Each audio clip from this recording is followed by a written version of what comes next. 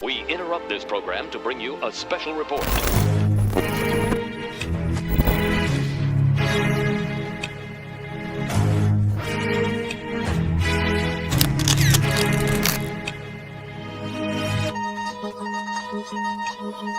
This is it, the fabled Alfa Romeo 4C. It is everything that you want from a mid-engine Italian sports car. It's small, which means you get to admire most of it all at once. And not to mention that the 4C is very, very pretty.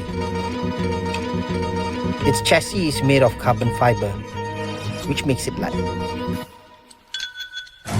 And gives you bragging rights because, let's face it, no one really uses it to its full potential. So it ticks all the boxes that appeal to the average black car enthusiast. But of course, because it's Italian, well, that just means bankruptcy to even the 1%. But this car was launched in 2013. That was like 10 years ago.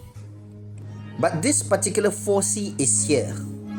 It's not easy to see one. It's even harder to get your hands on one or even touch it.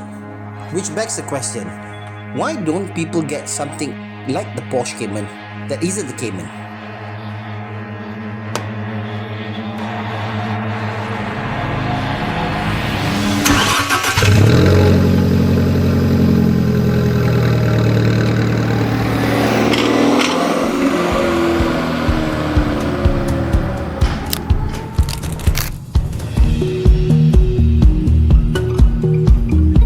Let's view it from the more logical side of the world. If you happen to be a daily driver that's craving a little excitement in your daily commute, you will probably recommend a car like the Cayman, a Boxster, or maybe something a bit more common like the Audi TT.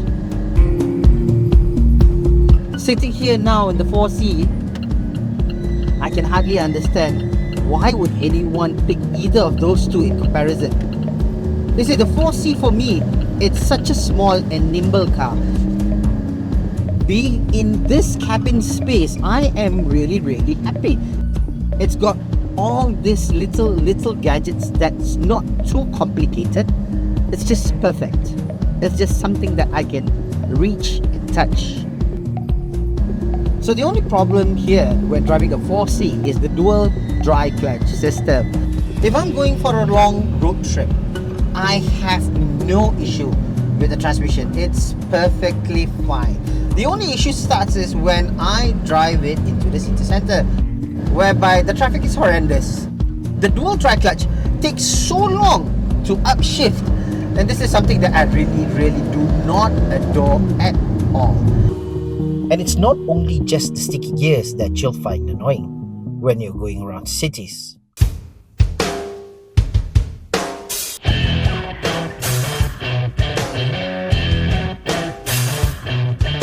You're definitely bound to get a lot of attention.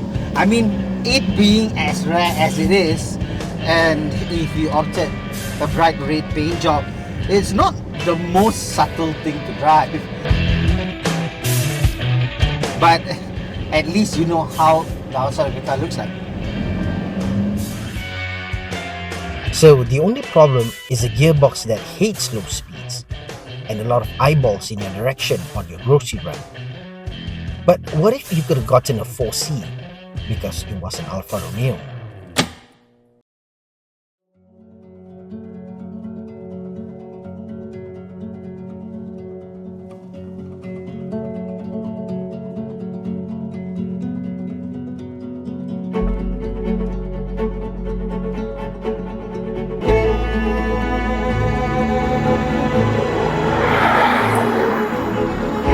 The Alfa Romeo 4C is that car that I want. That car that makes me how to say, I can't wait for a Sunday because I'm going to go to drive with my 4C. Italian cars have Italian problems. Well, that's how Italian cars are all the time. But I don't care. This is the 4C. This is something that I really want. I'm going to compensate all the problems in the car. I'm going to compensate driving with a bad, not bad, basically, because this comes with a dual dry clutch, and dry clutch sometimes feels like it's a single clutch. It has that long gear pull ratio. I'm not a big fan of it, but I'm willing to close one eye. Are you going to compensate for the clutch issue just to drive a pretty car? Are you going to compensate that to own a piece of art? I would. I really love this car. Look at the roads. It is so windy. It is so narrow. But this car, look at how it handles.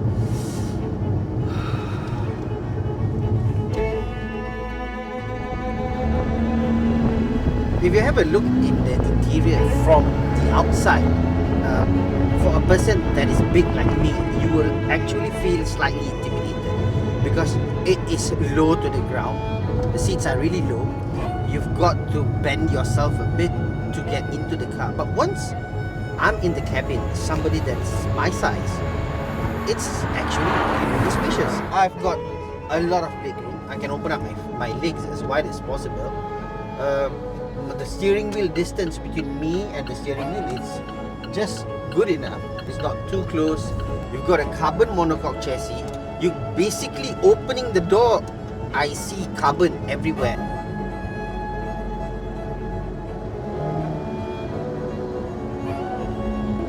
I don't want to send this car back, honestly.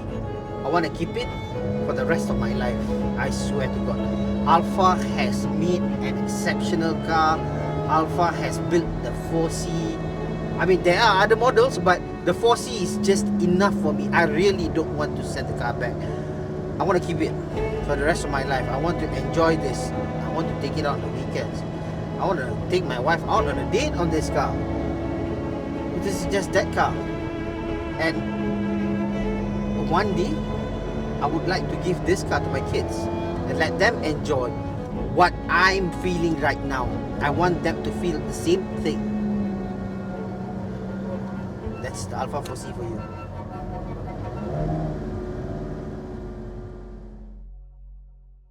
I think I do get it now. Why people would choose something like the Cayman or the Boxster over something this wondrous, this exciting, this dramatic. Getting an Alfa requires a lot of dedication, not just towards swatting all the unwanted attention or keeping it running. It's about living with the many flaws, in which, in a poetic way, makes it kind of perfect.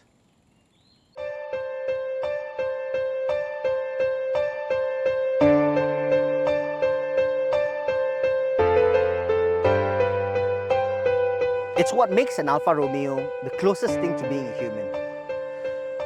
Each one is designed for you to fall for it, and each one comes with its own sets of hurdles that you have to go through for that perfect, magical drive. And it gets exhausting, it truly does. It doesn't end for a dime. But hey, 10 years later, we've got companies that are producing cars that don't even need oil to run. They are basically faultless, almost. But yet, no one seems to want one, or at least desires for them. I'm glad in some way the 4C goes out beautifully. Not a singular year production model doomed to ever be a garage queen forever, but a car that was engineered to be driven, engineered to be indulged, and engineered to be desired.